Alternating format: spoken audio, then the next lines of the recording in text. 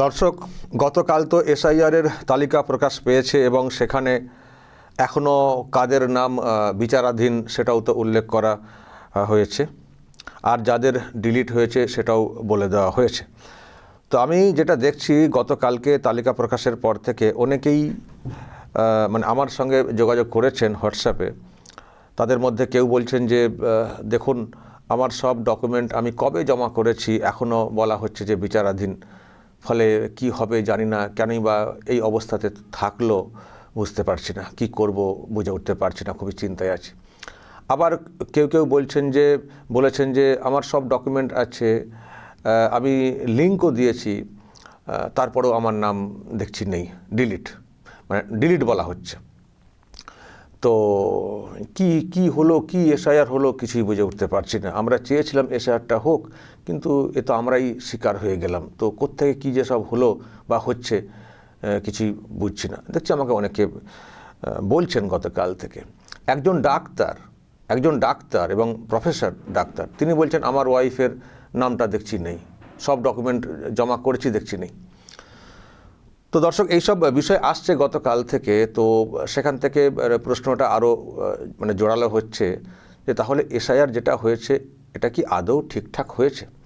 যদিও এসআইআর যেটা এই রাজ্যে হয়েছে, আমরা কিন্তু এটা কখনোই বলবো না যে ঠিকঠাক হয়েছে। তাও মন্দের ভালো বলে আমরা বলছিলাম যে সংখ্যাটা বাদ যাচ্ছে এটাও তো কম না, এগুলো তো সব রাখার চেষ্টা হচ্ছিল। ফলে এই যে সংখ্যাটা বাদ যাচ্ছে, আমার মনে হয় তাতে ফেক ভোটিং সেটা অনেকটাই আটকাবে। পুরো আটকাবে সেটা আশাও করি না এই রাজ্যে, তবে তারই মধ্যে অনেকটাই আটকাবে। কিন্তু এরই মধ্যে এই যে খবরগুলো আসছে যে অনেক জেনুইন ভোটার, তাদের নামটাও কেটে দেওয়া হয়েছে। এক্ষুনি বলবেন তাহলে কমিশনের দোষ। কমিশনের দোষ তো মানে আপাতভাবে দেখলে সেটা হয়তো মানে বোঝা যাচ্ছে, কিন্তু প্রশ্ন তো ওখানে যে কমিশনার হয়ে কারা কাজটা করেছেন। যারা কাজটা করেছেন তারা কি ঠিকঠাক কাজটা করেছেন, নাকি কোথাও বেছে বেছে নাম বাদ দেওয়া হয়েছে? যাদের নাম বাদ দিলে সুবিধা হবে সেই নামগুলোকে বাদ দিয়ে দাও। দুটো বিষয়, একটা হচ্ছে ইস্যু ক্রিয়েট করা যাবে, আর একটা হচ্ছে যে মানে ওদেরকে বাদ রাখলে ভোটে সুবিধা হবে, মানে অনেক কারণ আছে না। তো মানে এই রকম কি তাহলে হয়েছে? তা না হলে কেন এইরকম প্রশ্ন আসবে যে ডকুমেন্ট আছে, সব আছে, কেন নামটা বাদ, কেন এখনও বিচারাধীন? কেন এখনও বিচারাধীন তার একটা ব্যাপার আছে, তার ব্যাখ্যা আমি আগে দিয়েছি। বিচারাধীন করে রাখারও ভিতরে ফান্ডা আছে।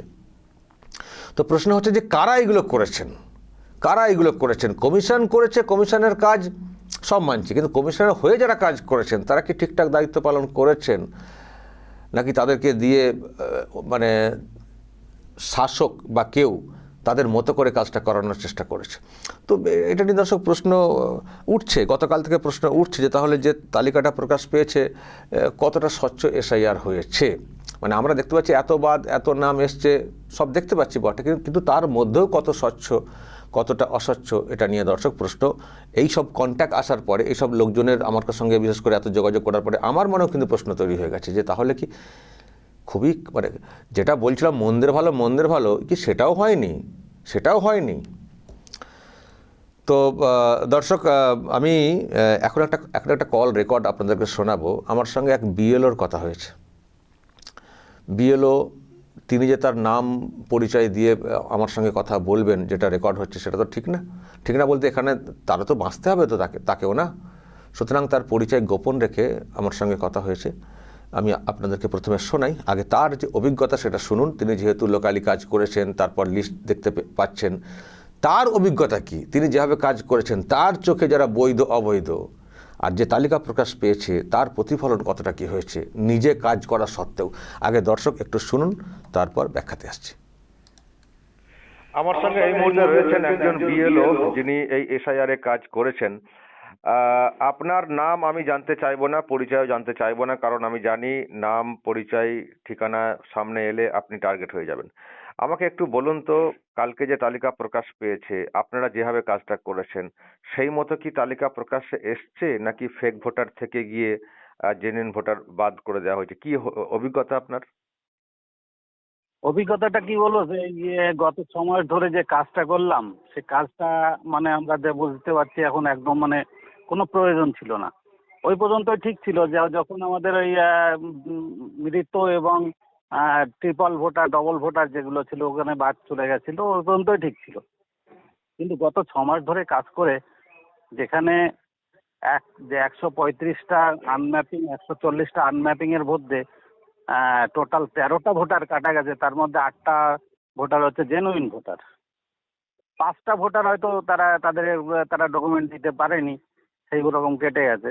কিন্তু বাদ বাকি যারা কিছুই দেয়নি, এমনও ভোটার ছিল যে কোনো একটা ডকুমেন্ট, এমনকি একটা আধার কার্ডও দিতে পারেনি, তার ভোটও রয়ে গেছে। এবং যে আপনার হিয়ারিং এ উপস্থিত হয়নি, অ্যাবসেন্ট, সেই রকম ভোটার 4 জনের ভিতরে 3 জনের নাম আন্ডার জুডিশিয়ারিতে রয়ে গেছে, একজনে ডিলিট হয়েছে। এইরকমই পরিস্থিতি। তাই এই যে 6টা মাস ধরে করলাম, 4টে ভোটার কাটা গেল, এর লাভটা কি হলো? তার মানে মানে এটা কোথাও মনে হচ্ছে যে এই 6 মাস ধরে মানে আপনাদের কাজের কোনো গুরুত্ব থাকলো না, সেই যা না হয়েছে না, আমাদের কাজের কোনো যা গুরুত্ব হয়েছে নেই। উপর থেকেই। আমরা 6টা মাস ধরে আমাদের অফিস আদালত এবং যে স্কুল কলেজগুলো বন্ধ করে এই যে করলাম, বাচ্চাদের ক্ষতি হলো, এদিকে কোনো কাজের কাজ হলো না। যা হচ্ছে সব উপর থেকেই। সেই রকমই মনে হচ্ছে, কোনো একটা অদৃশ্য শক্তি এতে কাজ করছে মনে হচ্ছে, নইলে এইভাবে তো হওয়ার কথা নয়।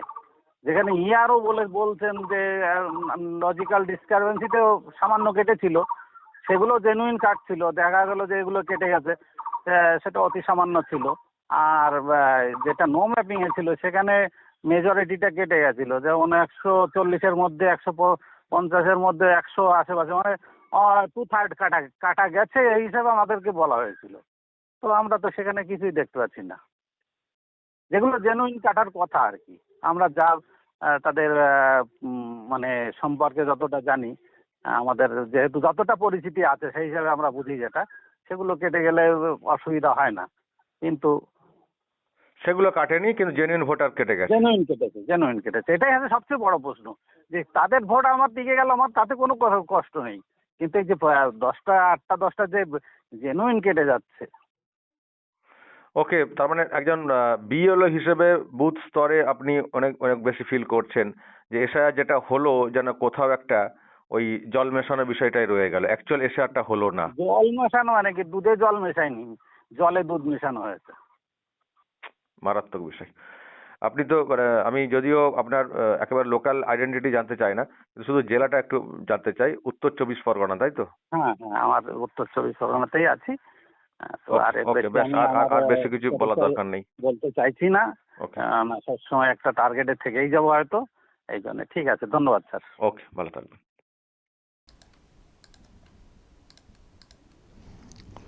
দর্শক শুনলেন, এই হচ্ছে অভিজ্ঞতা বিএলওর।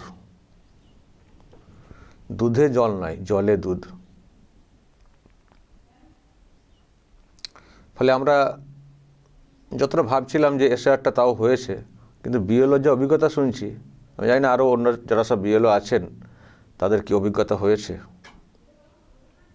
জলে দুধ, উপর থেকে বলতে আর কত উপর থেকে, জ্ঞানেশ কুমার থেকে নিশ্চয় না, তার নিচ থেকে এখানে হয়েছে।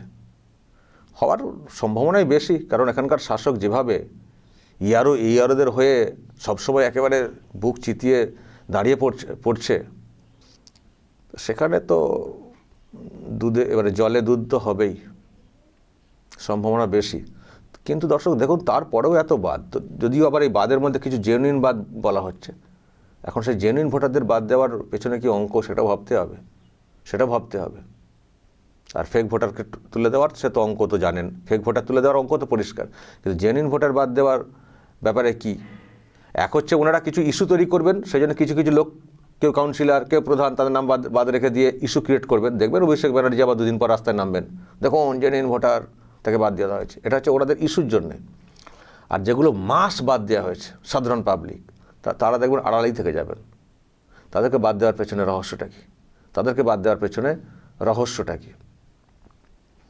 তবে যাই হোক, বাদ হলেও আবার নতুন করে অ্যাপ্লাই করার সুযোগ আছে, অ্যাপ্লাই করবেন, তারপরে ভোটের মধ্যে নাম উঠবে কিনা সেটাও একটা ব্যাপার রয়েছে। কিন্তু ফেক হয়েও যাদের নামটা ঢুকে রয়ে গেল, সেগুলোর কি হবে?